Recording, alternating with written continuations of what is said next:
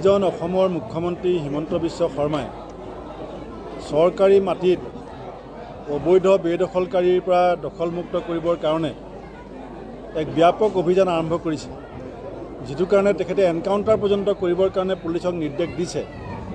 এতিয়া ৰাষ্ট্ৰীয় পৰ্যায়ৰ এখন মেগাজিন দ্য ৱাৰ আৰু অসমৰ এটা portal channel the cross current ইতিমধ্যে এটা বৃহৎ কেলেংকাৰী, ভাৰতবৰ্ষত কোনো মুখ্যমন্ত্ৰীৰ পৰিয়ালে এনেকুৱা বৃহৎ ভূমি কেলেংকাৰীত জড়িত হৈছে বুলি আগত আমি কেতিয়াও শুনা নাছিলোঁ। কিন্তু এতিয়া ইতিমধ্যে তথ্য সহকাৰে প্ৰমাণ হৈছে যে গুৱাহাটী এয়াৰপৰ্টৰ ওচৰত বহু একৰ ভূমি চিলিং চাৰপ্লাছ লেণ্ড মুখ্যমন্ত্ৰীৰ পৰিয়ালৰ মানুহে অবৈধভাৱে সেই মাটিখিনি দখল কৰি পেলাই ৰাখিছে। এতিয়া মুখ্যমন্ত্ৰী পৰিয়াল চিলিং চাৰপ্লাছ লেণ্ড অবৈধভাৱে দখল কৰা কাৰ্যক আমি তীব্ৰ গৰিহণা দিয়াই নহয়, আমি এই সম্পৰ্কত এটা উচ্চ পৰ্যায়ৰ তদন্ত দাবী কৰিছোঁ আৰু মুখ্যমন্ত্ৰীয়ে অসমৰ ৰাইজক ক্ষমা খোজাটো বিচাৰিছোঁ। আৰু যদি সেই কাহিনীটো মিছা, তে অনতি বিলম্বে মুখ্যমন্ত্ৰীয়ে সেই মেগাজিনখন আৰু পৰ্টেল টিভিটোৰ বিৰুদ্ধে মানহানি গোচৰ তৰিবৰ কাৰণে আমি মুখ্যমন্ত্ৰীক প্ৰত্যাহ্বান জনাইছোঁ।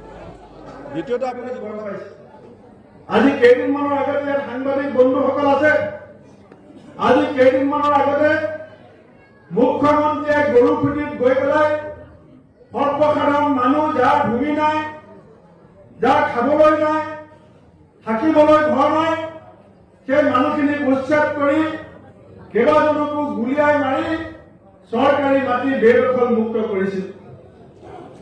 আমি কংগ্ৰেছ দলে কেতিয়াও বেদখলৰ বিৰুদ্ধে বেদখলকাৰীক কেতিয়াও সমৰ্থন কৰা নাই, কিন্তু আমি সদায় এটা কথা কৈছোঁ যে দেশত আমাৰ ন্যায়ালয় ব্যৱস্থাই আমাক কৈছে যে আমাৰ ভাৰতীয় নাগৰিকক যদি উচ্ছেদ কৰিবলগীয়া হয়, চৰকাৰী মাটি যদি বেদখল মুক্ত কৰিবলগীয়া হয়, তেতিয়াহ'লে সেই মানুহখিনিক তেওঁলোকৰ জীয়াই থাকিবৰ কাৰণে, তেওঁলোকৰ জীৱন যাপনৰ কাৰণে নিশ্চিত নিৰাপত্তাৰ ব্যৱস্থা আগতীয়াকৈ চৰকাৰে কৰিব লাগিব।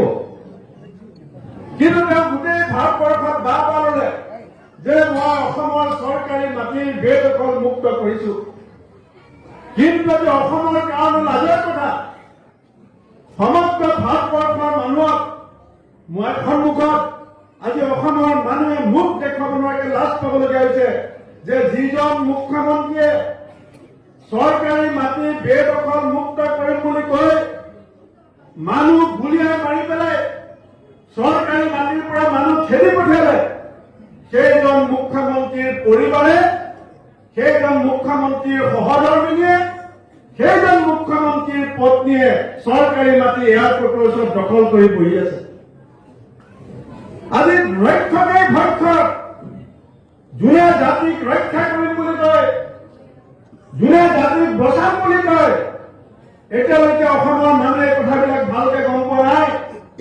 ৰাষ্ট্ৰীয় পৰ্যায়ৰ এখন মেগাজিন দ্য ৱাৰ নামৰ সেই মেগাজিনখনে লিখিছে যে অসমৰ মুখ্যমন্ত্ৰী হিমন্ত বিশ্ব শৰ্মাৰ পৰিয়ালে গুৱাহাটী এয়াৰপৰ্টৰ ওচৰত চিলিং চাৰপ্লাছ এক্টত যিখিনি মাটি চিলিং চাৰপ্লাছ হৈছিল, যিখিনি মাটি ভূমিহীনক দিব লাগে, সেই মাটিখিনি তেওঁৰ নিজৰ পত্নীয়ে সেই মানুহবিলাকৰ পৰা কিনি লৈ পেলাই বেদখল কৰি পেলাই এতিয়া তেওঁৰ নিজৰ কোম্পানীৰ নামত ৰাখি থৈছে।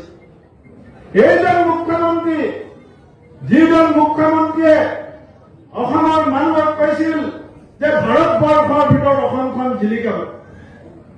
মই এইকাৰণেই কৈছিলো যে এইখন সভাৰ পৰা মানুহ নাযায়, কিয় নাযায়? যে আমি ব্যক্তি